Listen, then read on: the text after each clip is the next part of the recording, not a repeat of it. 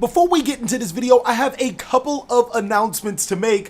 First of all is that this video was 35 minutes long originally. That is a very, very long Blue Eyes White Dragon deck profile, but in the defense of the video, it did have a lot of information pertaining into Blue Eyes or pertaining into certain strategies and why certain cards are played. So if you guys are already a Patreon member, then that video, the entire length of it, 35 minutes, is available to you. And for as low as $1, you guys can watch it yourself. Now, I'm not trying to advertise Patreon. I'm just giving you guys an option to see it first before we do release it to the entire public. With 150 likes, I will be able to show you guys the full length video because it lets me know as a content creator that you guys want to see stuff like that. Another thing I want to give a shout out to is, of course, my Patreons in general, because without you guys, videos like this would not be possible. I also want to give a mad shout out to our newest Patreon. That's right, guys, 8 times in a row. Welcome Matthew Schrader to the clan. Let's see if we can get 9 times in a row because you guys are awesome. So let's get into this video and you guys can see an awesome Blue Eyes White Dragon deck profile. And again, all Patreon members will be able to see the extended version right now. And with 150 likes, you guys will be able to see the extended version as well. I hope you guys enjoy the video. Good evening, YouTube. You guys are now watching another segment of the CaliEffect, King of Games. We are back at it again. I'll let you take over. You've done this too much. First off, it's the middle of the day, so good evening. I don't know about that. But good afternoon, everybody. It's the Olaf effect, right? Yeah, it's Olaf. Olafian Fear. Back again. Callie is gracious enough to host me again. I love your guys' comments on the videos. So we're going to get right into it. This is the Blue Eyes Sky Striker build I've been working on. I think it's extremely competitive. It holds its own against everything. If you get U-locked, there are ways out of it in this deck. I've been playing it for 3 weeks now at locals, and I've been holding my own against all the tier 1 decks, so I'm happy with it. So, quick question. What level of event do you think that it can compete the best at? It can compete at any level of event. You are at a disadvantage against the tier 1 decks. Okay. I think this is definitely solid to tier 2. I think Blue Eyes at this point will always be a tier 2 deck, even if you spend the money for all the tier 1 stuff. But I love Blue Eyes to death. I'm always going to play Blue Eyes, and I do the best I can with it, and it can compete against tier 1. So could we say maybe regionals, Sure. And then YCS maybe a top here and there if you have a really dedicated player, but more comfortable with regionals for just about everybody. And you just gotta get lucky sometimes. Okay, for sure, for sure. That's just part of the game. Some of this Yugioh is a little bit about RNG and luck, so okay, it can definitely top. I think you can definitely top a YCS. I don't think you're gonna win. Winning is a totally different thing. So, but just at least topping, you get some flavor credits. So we're just gonna get right into it. Still 3 alternative, always. 2 Blue Eyes White Dragons. So you gotta explain to it. I will again explain at the end. Like nobody knows. Everyone plays 3. I understand people playing 3. I don't like 3. I've never liked 3. There are the rules of sections I had from the other profiles that talk about why I can play 3 in certain areas or why I can get around it in certain areas. If you're not playing Pod Desires, don't play 3 Blue Eyes, and you really should be playing Pod Desires, in my opinion. But I'll explain why when I get there at the end. So why the well, I mean, obvious why. It's a reason. No, not the 2 Blue Eyes. The 3 alternative. Can you explain to them why you play 3 alternative? I mean, this is the best card. Okay. This summon. This is level 8. This doesn't do anything. Like the ratio, it's still good. Like you still are able to summon all 3 even with the 2 Blue Eyes. Oh yeah, because you run Foolish Barrel, you run 1-for-1, Sage for Search Stone. Link Karibo makes the deck faster and more consistent at getting a Blue Eyes in your hand. There are so many other cards in the deck that can search into a Blue Eyes that can't search into an alternative. Okay. Hence why I still play 3 alternative. 2 Dragon Spirit of Whites. Sometimes I like 1. I have bumped it to 2 and found that I like 2. If you're gonna play 3 Blue Eyes, cut this to 1. Why is that? Just the number of level 8s in the deck. Okay. Alright. The number of stones I'm playing, the number of Sage summons you can get off of this. It just feels like a 4. Some ratio of this 4, a total of 4 is good. I like having 2 because if you draw 1 and your opponent anti-spell fragrances you, you can still Sage out the other one and pop something and pop the Sage. So I like having the 2 right now. When you get the new support, I probably might switch one of these to the new Solid Dragon guy. Okay. We'll see. I haven't messed with that yet. Yeah. Triple Sage still. This is the backbone of the searching engine. When it's summoned, it gets level 1, right? Level 1 light effect monster. I think it has to be tuner too. Pretty sure it has to be tuner.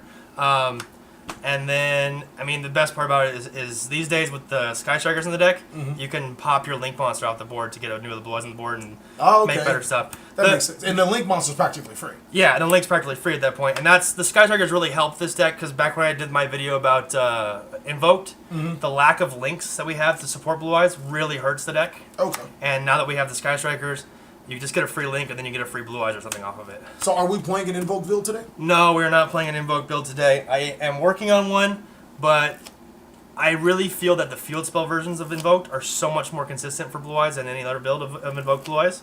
But Ancient Fairy's banned. Ancient Fairy's banned. So with Ancient Fairy gone, I'm pretty sure Invoked Blue Eyes is just not as good as other things. Okay. So if for fun you want to build it, you can build it for fun, and there are some builds out there with Bigfoot and Allure of Darkness for the extra draw power off the darks. But I don't build things just for fun. I try to make Blue Eyes as competitive as I possibly can. You build to win. And I build to win, and I just look at Invoked Blue Eyes and I'm like, I want Ancient Fairy back. Yeah. And I'm not going to do it without Ancient Fairy. So 2 Ancient Stones, I still feel that this is the best ratio of stones. I felt this my entire life with this deck. 3 feels cloggy, 1 feels like it's not enough, 2 feels perfect every time. This is the Goldilocks for these for me. You guys heard him. Out of 20 plus years, he already knew before the card came out. 2 stones, man. 2 stones. Even when I was playing Chaos Max versions, I still played 2 stones in those versions. So okay.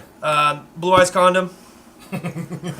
It's you have to play it at 1. It's the safety card. It's one of the reasons why you can play just 2 Blue Eyes. Because it's another search. Okay. It's another search. You can just normal summon it, go into Link Kribo, and get the free Blue Eyes. Okay. So it's one of the cards that helps. New edition, Glow Up Bulb. The Seto Kaiba guy, yeah. So the Seto Kaiba guy, I don't know his real name, but I'm going to shout him out because he's a great guy. He seems like someone I definitely want to meet in person and have a fun conversation with. Yeah. He runs Glow Up Bulb, and he runs it for the King Calamity combo. Like, you can mill it off Foolish Burial and get a synchro out of it. It's just, I like this card at 1. Okay. If you don't want to play this, you can play Masters. I just don't think Masters is as strong anymore. Master with Eyes of Blue. Oh, that guy. The guy. Yeah, okay, that's from Graveyard today. Yeah, he's strong too, but I think this is stronger. Okay. The One Veiler is searchable. This is common. I feel disgraced by this common. I was playing 2 Infinite Impermanence and 2 Ash in my main board, and I thought about it a whole lot, and I want to go first. I want to not have my entire deck shut off by Ash or Droll Unlock, because almost every card in my deck is a searchable card, except for when I normal summon Sage. Yeah. So I decided to switch to Gamma. The reason why I'm okay with this is if you're going against Goki and they go first, if you open this, you can hit the Firewall Dragon, which will definitely slow them down. If you open this, you can still normal summon this on top of the Ibli, and that keeps you from being locked out of the game, and then hopefully you can do something else to keep going and get out of the combo. I think it's just straight up strong going blind. After that, we're into the spells. It's 19 monsters, and it's 21 spells. Or, sorry, yeah, 21 spells, but technically it's a 39 card deck because of Upstart. So, Triple Melody, always going to be probably one of the best cards in Blue Eyes. 1 for 1. I love this card right now, especially for Glow Up Bulb. King Calamity is just so strong going first. This also is another way of searching out the Blue Eyes White Stone, aka the condom, to get to the big vanilla Blue Eyes. So it's just another card. I didn't need to be playing 3 Blue Eyes plus like 7 cards in the spell section to get to a Blue Eyes. Okay. So that's why I cut it to 2. And I love Blue Eyes at 2 because there's so many other ways to get to a Blue Eyes. Dragon Shrine, another way to get to a Blue Eyes. Foolish Burial, another way to get to a Blue Eyes. These are all facts. So you don't need 3 vanillas. The Monster Borns, we're playing Scoop Charge. Is it still a scoop charge? It is now. Okay. Then we have the links for it. Before it was kind of like, yay, put a bunch of monsters on the board and just pass. Look at my terribly awesome monsters. Yeah, that can't do anything. But now that we have links and we're getting better links in the next set, in the next Charger deck, okay. This is now Scoop Charge again, finally. Okay. Monster Born is still Monster Born. And then Triple of the Return. No Silver's Cry, no Dragon Rhapsody. Also, now that I'm playing Sky Strikers, I do ditch Return of the Dragon Lord a lot of the time. Okay, that's cool. Because then I've got 2 spells in the grave, get 1/3 one, now Engage goes off and gets me plus cards. Okay. So I do find myself a lot of the time doing this, where I just send this Return. Okay. So it's a strong card. It's not worth holding in your hand when you can draw off Engages. So. That's cool. Triple Trade-In for draw power. Yeah, I mean, I hope we don't have to explain that. No, it's still Trade-In. This card is nuts in the Chaos Max build that I'm working on, and I'll talk a little bit about that at the end for people who are interested in what's going on with there. Upstart Goblin. I wish I could play 3. I do. I mean, the consistency is just nuts. I switched This used to be Pot of Desires right here. I figured out last week that I really don't like Pot of Desires anymore, especially with the Strike Strikers in the deck. And you only play 2 Blue Eyes. And I only play 2 Blue Eyes. I was playing 3 because of Pot of Desires. And the more and more I looked at it, the more and more I was drawing a Blue Eyes, and I didn't want to draw Blue Eyes. And Pot of Desires makes you craft your deck around this card, and I don't want to do that. It cuts off so many shortcuts. It cuts off so many just efficiency ratios that you have to play 3 of a lot of things you don't want to, or you just risk losing, banning everything. You can't play Gammas if you're playing Pot of Desire, and I like Gammas a lot right now in this format. So I just cut this and cut one of the Blue Eyes back out, and ever since then, I haven't turned back again. I'd rather just do the Upstart to get the 1 extra spell card in the graveyard so that these beauties can go off. Okay. This card I fell in love with. You can put the Hornet drones down too, because I mean those are going to be pretty obvious. This is the engine. Okay. It's 3 of these. I wasn't expecting a Widow Anchor. Fuck Barrel-O Dragon. Oh. Fuck Barrel-O Dragon. Wait, it can only be targeted by monster effects. Yeah, okay. I can power over it with dark matter and stuff like that, but fuck Barrel-O Dragon. So I was playing Afterburner instead. It is a worthy inclusion, but if you open Dead, which hopefully you never do, but if you do, you can just set this and at least negate a monster effect for the turn and keep yourself alive. Okay. What do you feel about... Okay, so let's say hypothetically for people that can't afford engages, what would you suggest? Build your deck around Pot of Desire. Holy shit. If you can't play this deck with engages, you build your deck around Pot of Desire. Engage does so much for Blue Eyes. Like, it gives it the free links it needs. It gives it extra... What a monster pointing into your extra... Or your main monster zone now. Yeah, with Hayat. Or you can just link up twice and go into full Linkus when we get that in 3 weeks. Or for now, it goes into this stupid Dino Replus thing we have. That thing is good. Just the fact that you get a monster in your extra deck that points down so you can make a Dark Matter, whatever you're going to make, and then you can Sage away the Link monsters. You have the extra deck zone free again, so you can make 2... extra deck monsters in a turn, which is what Blue Eyes wants to do a lot of the time. It wants to make 2 extra deck monsters in the same turn and not be wasting time making links. Yeah. This just draw power, consistency, outs, link summoning for free. It's just everything you want that the Blue Eyes needed so bad. Perfect engine. Yeah, it really needs... Like, this has just mind-bogglingly changed the way I built Blue Eyes decks, just because how easy it is now to get around the link mechanic. Okay, cool. So I love this a lot. If you can afford it and you want to play Blue Eyes as the best you can, this is a worthy $60, $70 investment for each one. This card is the nuts. So that's all 40 cards, right? This is 39 cards technically because of Upstart. Oh, all right. But yeah, it's 40 cards. So that's the engine. We'll go into the extra deck real quick. It's nothing really big change there. I guess some big changes. Okay, so we got 2 spirits. Still love it. I love the new errata on Agerize. Yeah. How do you know these are... What is this new one? You gotta read cards sometimes. Who reads cards? They changed it from a win effect to an if effect. Ooh. So it can no longer miss timing in a chain link. You sure? So shit like this, where you get the special summon this shit out of your graveyard, it no longer misses timing with Agerize.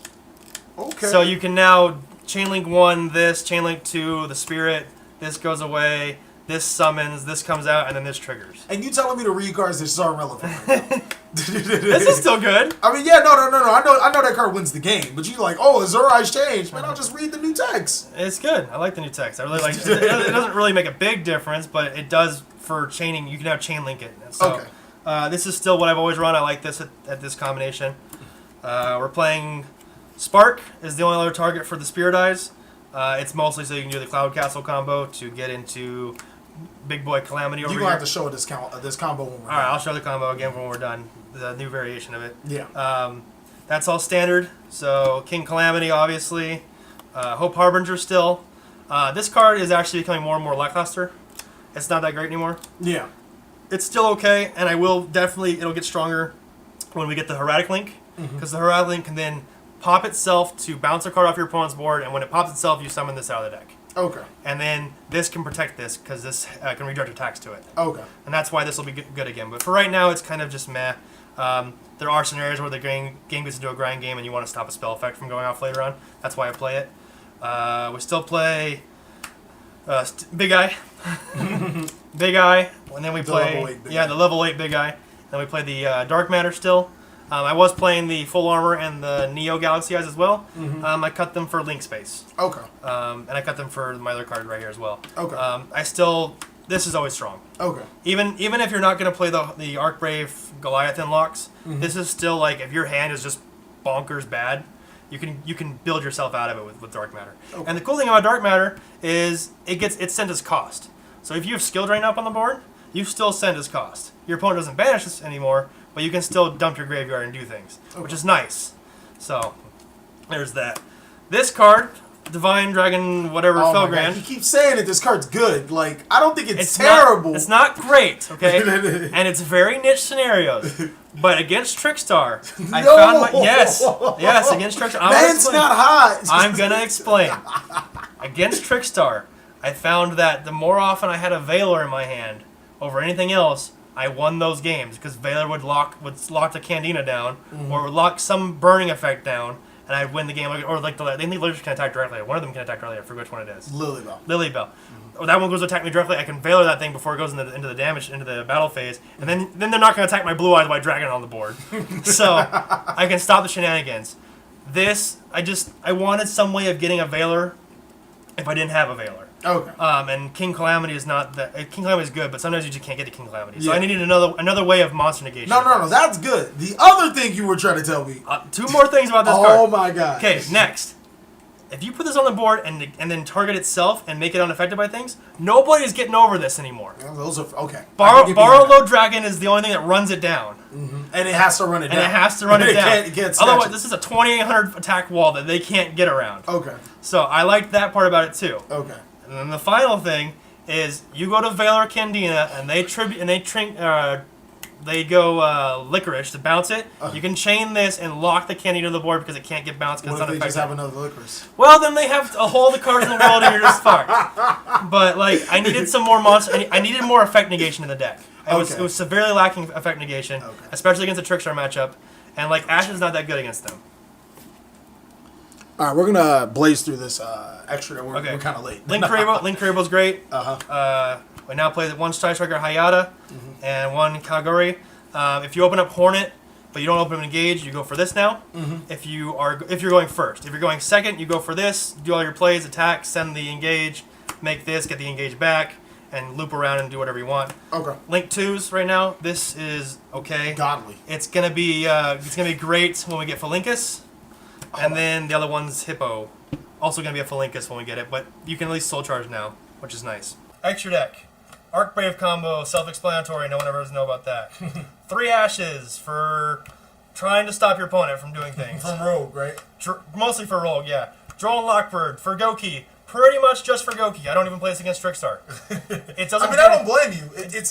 I just felt that it was a good main board because it was like it can still do something against it, and it's great against Goki. Sure, and I agree with that. I play the main board Gammas instead because I want it out first. Makes sense. So I side this in. I do not say this against Trickstars because yes, you stop them from continuing to search for one turn, but you're most likely not going to kill them on the next turn, even though you're playing big ass dragons, and now you're locked in a battle, them looping you and burning you to death. So this is not an effective card against them. I don't think. Call by the Grave is just strong when you're going first, or against Mermails now because Mermails are a thing again. They are. Atlantean Dragoon at 3 is what's annoying. His name playing Mermail again? Is he? There's people at locals playing Mermails left and right, and it's kind of annoying how good they are against Blue Eyes. Oh, okay. So I put Call the Grave, and Call the Grave is a good card in general. Twin Twisters for when you're going second and most likely going to get hit by Anti-Spell Remnants or something, or that Layer of Darkness deck. Fuck that field spell. And then going second, always put this in. Okay. Even if I think I'm going to go first, and I'll put this in just to unbalance the scales at points. So. And that's a nice board you made. Yeah, I'll wait my turn. Oh, you go evenly matched, and then I'll go off again. Okay. So that's that. Honorable mentions. Paw Desires. If you're not playing Sky Striker Engage stuffs, Paw Desires is nice. You just got to build your deck around it. How many would you play? 2? 3? 1, 2 maybe. But I do like what the other setup guy said. Just 1 is fine. If you go above 45 cards, then play 2. Okay. There's so much draw power in the ninja to begin with. Galaxy Eyes Photon Lord was not bad. I was playing it over Felgrand. What does he do? He can negate a monster effect on your opponent's turn, and also on his opponent's turn, you can choose to add Photon Sanctuary either to your hand. Oh, that's not bad. So you can either add it to your hand. So you go first, make this offensively, negate 1 monster effect, and then if they're going to pop this, you can either add the Photon Sanctuary to it to save it from card effects, or you can add it to your hand so that on your turn you can go Hippo Shingi.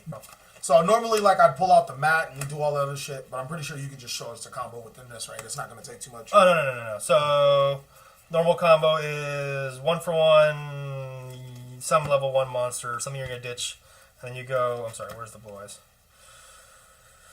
This and the glow up bulb. Everyone knows this combo. Glow up bulb, this into spirit. He says everyone knows the combo. No, everyone who plays blue eyes who's interested in this profile probably knows where I'm going with this. This goes. So hold on, pause. You're gonna 1-for-1. Okay, so you either hard draw this and normal summon it, or you 1-for-1 ditch any monster in your hand and special this out. You get this on the board. So you need the blue eyes in hand right now. Or some way of getting a level 8 on the board. Okay. So 1-for-1 or glow bulb plus any level 8. Any level 8. Okay, and then you could ditch a blue eyes and then return monster born and then same play. That makes sense. Just you have to either hard draw this or 1-for-1 draw it. Okay. Or you can foolish it to the grave and mill back to the board after you normal summon something else. Okay. So but just any combination of these two into spirit. Spirit goes away. Spark. Mill off the glow bulb. Bring it back. Sink. Cloud Castle. Pull the spirit back out. And then. See, you make it seem like it's not a cool play. You make it go by so fast. I just do it so much these days. It's like it's not new to me. That's a cool ass play. No, it's not spicy. That's spicy, bro. No, that's not. Like put the chili down. That's spicy. No, I used to run the dark matter instead to do the ditch off of these. But I don't like this against anything that's not Goki or a heavy extract deck. Like this doesn't do anything against Trick Stars. Yeah. This will turn off all the monster effects regardless of what deck I'm playing. But that's an insane combo. Sure. Okay. I'm putting insane combo, bro. That's insane. I'm just so used to it at this point. But it's a free like it's two card nasty ass combo. And there's other ways to get there. Like you can foolish barrel the glow bulb to the graveyard, and then your first tuner could be any one of these. You could be bad in Ancient Rules the monster to your side of the field. I actually considered Ancient Rules. Oh my god. What is wrong with you? But I'm playing 2 blue eyes. If I was playing 3 with Pot of Desires, I actually did run 2 Ancient Rules because you could just pop them to the board for free. At least they were ulti, right? And they're extra spells. They're what? The Ancient Rules? Yeah, they're ulti. Alright, cool. But that was when I was playing triple blue eyes. And then every time I tried to play triple blue eyes because I wanted to play Pot of Desire before I had the engages, it's just like you draw 2 of them constantly, or you add 2 of them through trade-ins and stuff, and you're like, this is just garbage. Just 3 blue eyes is garbage. This deck already has problems by the fact it has to play a vanilla blue eyes. As cool as blue eyes is, it doesn't do anything. Okay. So thank you guys so much for watching another segment of the CaliEffect. I really hope you guys enjoyed this in-depth analysis on blue eyes. And if you guys have any questions, comments, concerns, or even more importantly, want to share the blue eye strategy yourself, or dissolve and all that other great stuff that he said. Ideas, yeah. I haven't ate since like yesterday. So that's fine. Please like, comment, subscribe, but most of all, enjoy. I hope you guys haven't. Oh, I'm sorry. You're watching the Olaf effect. So Olaf, you go ahead. The Olaffian fear. Hit him with the 3,000 beat sticks all day long. See you guys.